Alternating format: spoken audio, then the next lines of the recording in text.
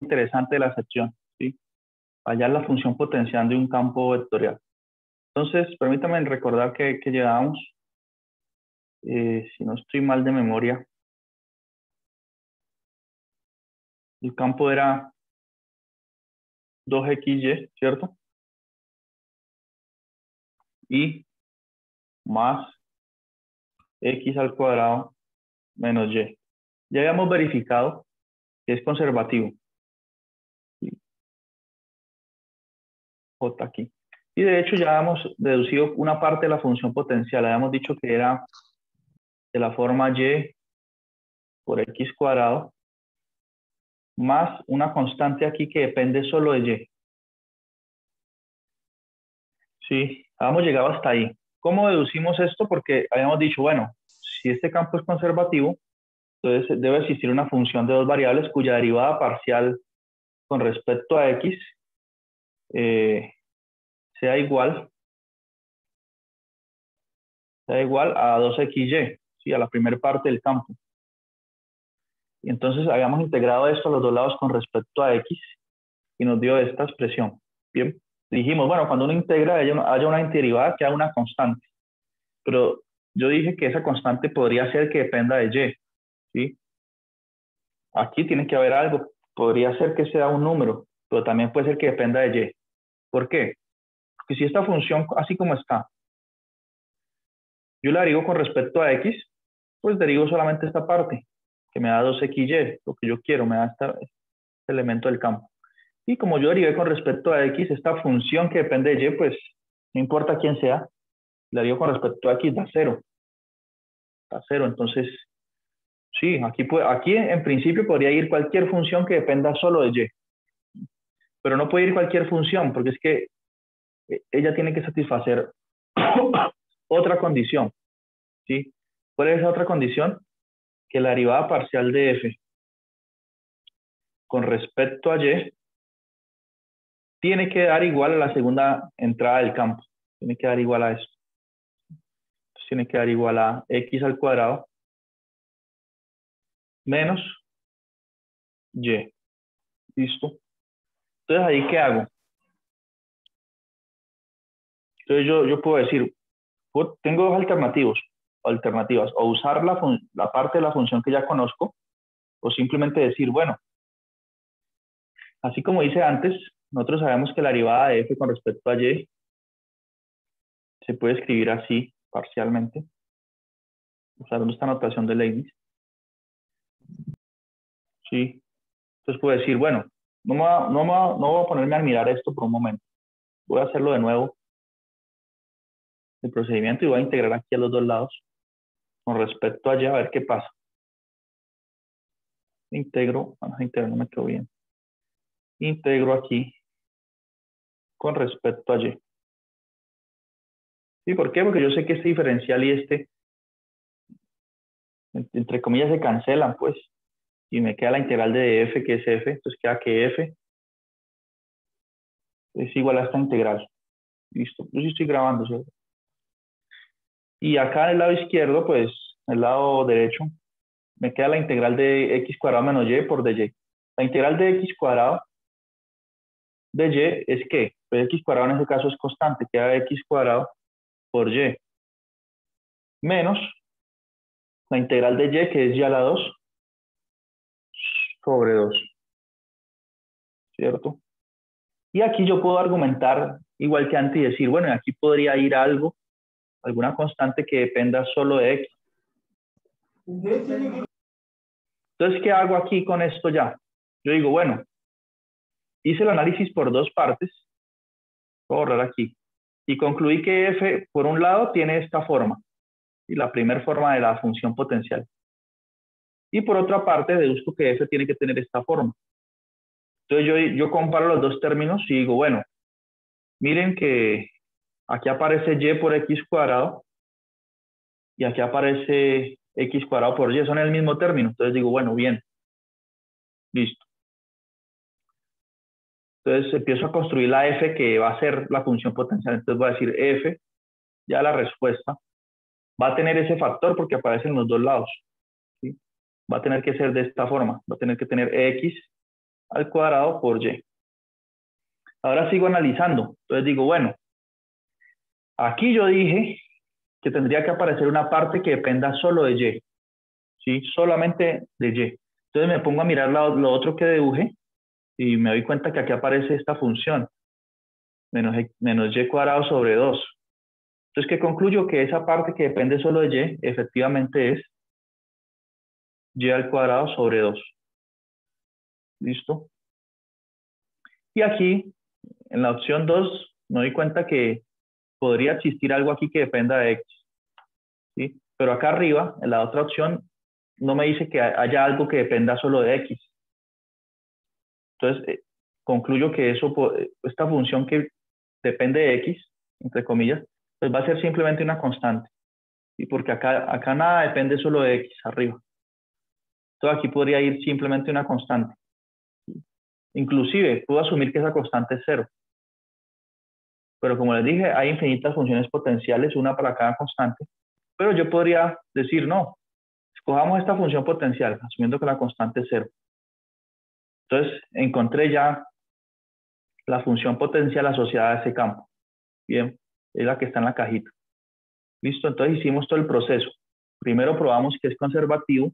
Cuando estamos seguros de que es conservativo y que existe función potencial, la encontramos. ¿Qué es esto? ¿Sí? Entonces cualquiera puede verificarlo. ¿Sí? Calcular la derivada parcial de f con respecto a x le va a dar esto.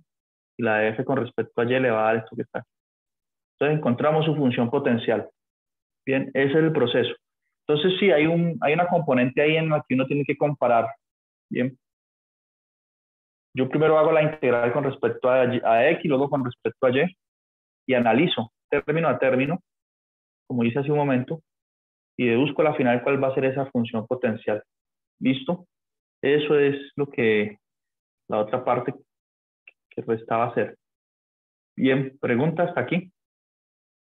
Y eso es la sección 15.1, pues tener claro todos esos conceptos. Aquí, bueno, aquí hacen ese mismo ejemplo, está en el libro, ¿sí? Y nos explican un poco también, quien quiera verlo de nuevo, bueno, usan otras letras, pero es lo mismo. Miren que al final ellos dicen, bueno, esa función que depende solo de x puede ser una constante, que yo les mencionaba. Y a la final uno puede simplemente asumir que es 0, y no importa mucho esa constante. Y ahora en adelante podemos siempre asumir que es 0. Bien. ¿Qué más podemos decir? Bueno, hay otros dos conceptos importantes de esta sección que se denominan el rotacional y la divergencia del campo. Bien. Pero estos dos conceptos son exclusivos para campos vectoriales que dependen de 3 dimensiones. Entonces, cuando un campo depende de 3 dimensiones, aparece MI, NJ y PK. ¿Sí? Este vector K es el vector 0, 0, 1. ¿Sí? Esto es simplemente para decir que lo que aparezca aquí va en la primera coordenada del vector, lo que aparezca aquí al lado del J en la segunda, y que aparezca acá en la tercera, ¿sí? Porque es un campo tridimensional. ¿Sí? O sea, que le asigna un vector a un punto en el espacio de 3 dimensiones. ¿Listo? Entonces, para este tipo de campos es que tiene sentido la definición del rotacional. ¿Sí? Y es esta que está aquí. Simplemente calcular todas estas derivadas parciales y darnos cuenta que el rotacional de un campo en realidad es otro campo vectorial. Ahora, lo interesante sería qué quiere decir eso de rotacional, desde el punto de vista de la gráfica. ¿Qué quiere decir el rotacional? Entonces, podríamos analizarlo así. El rotacional, podemos pensar en un río, en el ejemplo de hace un momento, y dijimos que en la superficie del río la corriente es menos fuerte, entonces flechitas más pequeñas. Y a medida que voy adquiriendo profundidad, la corriente aumenta, la fuerza de la corriente. Sí. Entonces el rotacional lo que va a hacer es medir, como su nombre lo indica, la capacidad que tiene ese campo de hacer rotar algo ahí. ¿En qué sentido? Capacidad de hacer rotar algo. Pues sí, imagínense que, bueno, estamos viendo el río y yo coloco, tenemos que el río tiene la pared de fondo, aquí está la pared de fondo. Entonces yo puedo hacer aquí un huequito, colocar un soporte y colocar aquí una especie como de aleta, ¿sí? Ya hacia arriba, otra aleta, como las de las lanchas. Entonces, ¿qué pasa? ¿Esta aleta será que va a rotar o no va a rotar? ¿Qué dicen ustedes? Si el campo fuese constante, ¿sí? Si las flechas todas tuviesen el mismo grosor, no rotaría, ¿cierto? Pero en este caso sí, porque a la aleta, en esta parte de acá abajo, aquí los vectores son más grandes, aquí es un vector grandísimo, se le aplica una fuerza tremenda, ¿sí? Entonces esta aleta empieza a rotar así, ¿sí? Porque acá abajo hay vectores con mayor fuerza. Entonces, aquí pega este vector grande, pero arriba pegan vectores, pero son más pequeños, no hace tanta fuerza. Pues como acá la fuerza es mayor, eso sí rotaría, ¿sí? En el sentido que les digo. Entonces, ese fenómeno le interesa a los físicos, ¿sí? Si saber si un campo puede generar rotación o no. Entonces, matemáticamente, esa idea se captura por medio de esta definición, ¿sí? Esto nos dice si el campo genera rotación o no, en el sentido que les digo aquí, digamos, de esta visualización que hemos hecho. Bien, por ejemplo, hay campos que tienen rotación cero. Su rotacional va a dar cero.